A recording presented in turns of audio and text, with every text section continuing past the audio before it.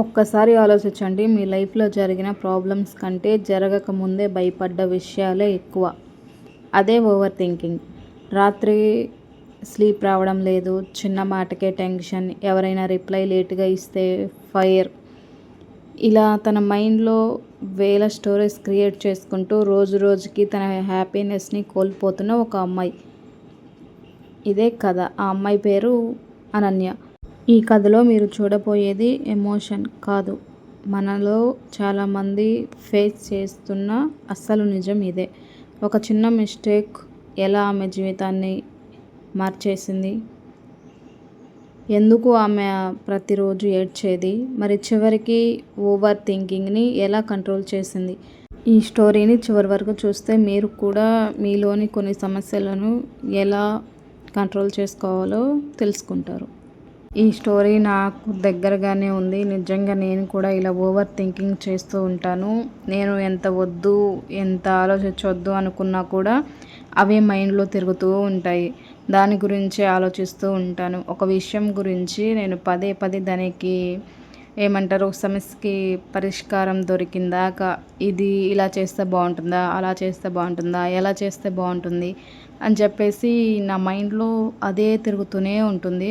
వద్దు, మనం ఈ విషయం గురించి ఆలోచించవద్దు అన్నా కూడా మనం ఎంత వద్దు వద్దు అనుకున్నా కానీ ఎందుకో పదే పదే గుర్తొస్తూ ఉంటుంది. నాకు నిదానంగా అర్థమైంది, నేను ఓవర్గా థింక్ చేస్తున్నానేమో అని. అది మనం కాదు అనుకున్నా ఒక్కొక్కసారి అలా వస్తూ ఉంటుంది. నా జీవితంలోనే కాదు, ప్రతి ఒక్కరి లైఫ్లో ఉంటుంది ఇది. అలాంటి వాళ్ళ కోసం మంచిగా యూజ్ అయ్యే ఒక స్టోరీ. చాలా బాగుంటుంది, తప్పకుండా చూడండి. నా కడలి కెరటంలో ఓ మౌన రాగం నువ్వేలే. హలో అండి, welcome back to my channel Bharathi Guntur vlogs. కొత్తగా ఎవరైనా మన వీడియోస్ చూస్తున్నట్టయితే ప్లీజ్ అండి లైక్ చేయండి, షేర్ చేయండి, అలానే సబ్స్క్రైబ్ చేసుకోండి. ఇప్పుడు స్టోరీలోకి వస్తే, మనలో చాలామంది ఫేస్ చేసే ఓవర్ థింకింగ్. ఈ స్టోరీ గురించి మనం మాట్లాడుకుందాం. చాలా బాగుంది స్టోరీ అయితే, ప్రతి ఒక్కరికి కనెక్ట్ అవుతుంది. అందరూ చూసేయండి. గుంటూరు దగ్గరలోని ఒక చిన్న పట్టణంలో అనన్య అనే అమ్మాయి ఉండేది. చాలా తెలివైంది, కానీ ఒక పెద్ద సమస్య ఉంది.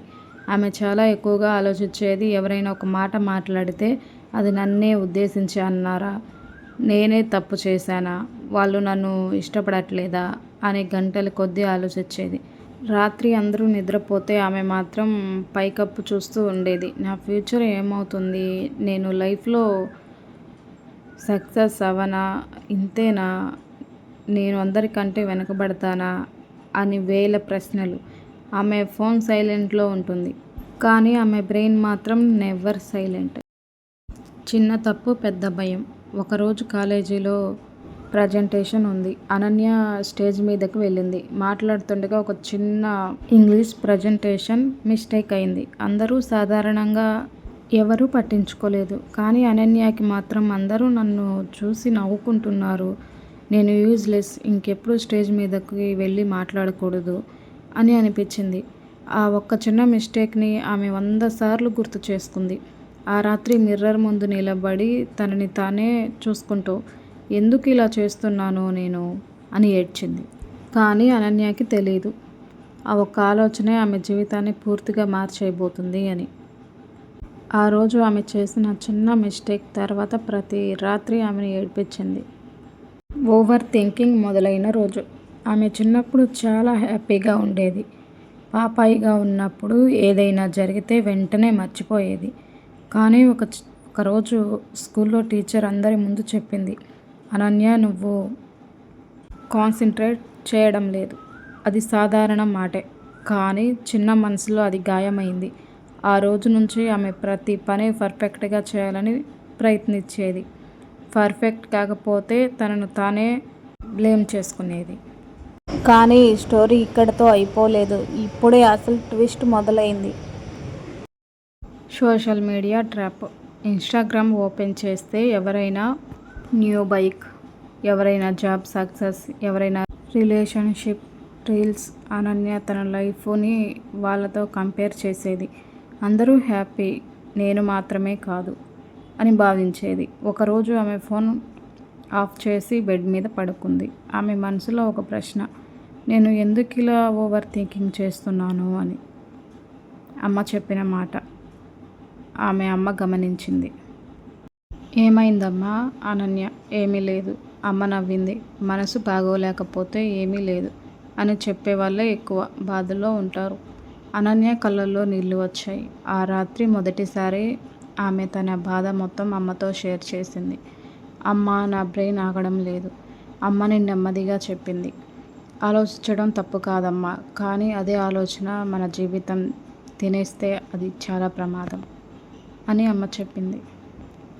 ఓవర్ థింకింగ్ వల్ల వచ్చిన నష్టాలు. రోజులు గడిచాయి. అనన్య చేంజెస్ గమనించింది. కాన్సన్ట్రేషన్ తగ్గింది. ఫ్రెండ్స్తో మాట్లాడడం తగ్గించింది. చిన్న విషయానికి టెన్షన్, స్లీప్ లేదు, హ్యాపీనెస్ లేదు.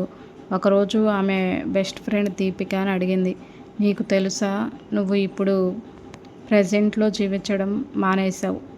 ఆ మాట ఆమెకి బలంగా తగిలింది. టర్నింగ్ పాయింట్ ఇదే. తప్పకుండా మిస్ అవ్వకుండా చూడండి. కాలేజీలో ఒక సెమినార్ జరిగింది. స్పీకర్ ఒక ప్రశ్న అడిగాడు. మీ లైఫ్లో ఎక్కువ ప్రాబ్లమ్స్ నిజంగా జరిగాయా లేదా మీ మైండ్లోనే జరిగాయా అని. అనన్య ఒక్కసారి సైలెంట్ అయింది. ఆమె రియలైజ్ అయింది, తన ఫ్యూచర్లో 90% అసలు జరగలేదు. అవి తన మైండ్లో క్రియేట్ చేసిన స్టోరీస్. ఓవర్ థింకింగ్ వల్ల వచ్చే లాభాలు. అబ్బో, లాభాలు కూడా వస్తాయంట. నేను నష్టమే అనుకున్నాను. అయితే స్పీకర్ చెప్పాడు, ఓవర్ థింకింగ్ చేసేవాళ్ళు జనరల్గా కేర్లెస్ కాదు, వాళ్ళు డీప్గా ఫీల్ అవుతారు, అందరినీ హర్ట్ కాకుండా చూసుకుంటారు. అనన్యకి మొదటిసారి తనపై కోపం, రెస్పెక్ట్ వచ్చింది. అంటే ఆమె వీక్ కాదు, కానీ కంట్రోల్ లేకుండా ఆలోచించడం వల్లే సమస్య. కొత్త ప్రయాణం. ఆ రోజు నుంచి అనన్య కొన్ని రూల్స్ పెట్టుకుంది. నైట్ 11 తర్వాత సీరియస్గా థింకింగ్ చేయకూడదు. ఏ విషయం జరిగినా ఇది నాకు సంబంధం లేదు అని తను అనుకొని అలానే ఉండాలి అనుకుంది. మైండ్లో స్టోరీస్ క్రియేట్ చేయకూడదు. రోజుకి 10 minutes సైలెన్స్ అని 1 by 1 తనకి సంబంధించిన క్వశ్చన్స్ అన్నీ తనే ఆలోచించుకొని తనే ఇలా చేయకూడదు, అలా చేయకూడదు, ఓవర్ థింకింగ్ అసలు చేయకూడదు అని చెప్పేసి కండిషన్ పెట్టుకుంది. తన జీవితంలో స్లోగా మార్పు వచ్చేస్తుంది. మార్పు ఒక్క రోజులో రాలేదు, కానీ స్లోగా ఆమె నవ్వడం మొదలుపెట్టింది. చిన్న మిస్టేక్స్ని యాక్సెప్ట్ చేయడం నేర్చుకుంది.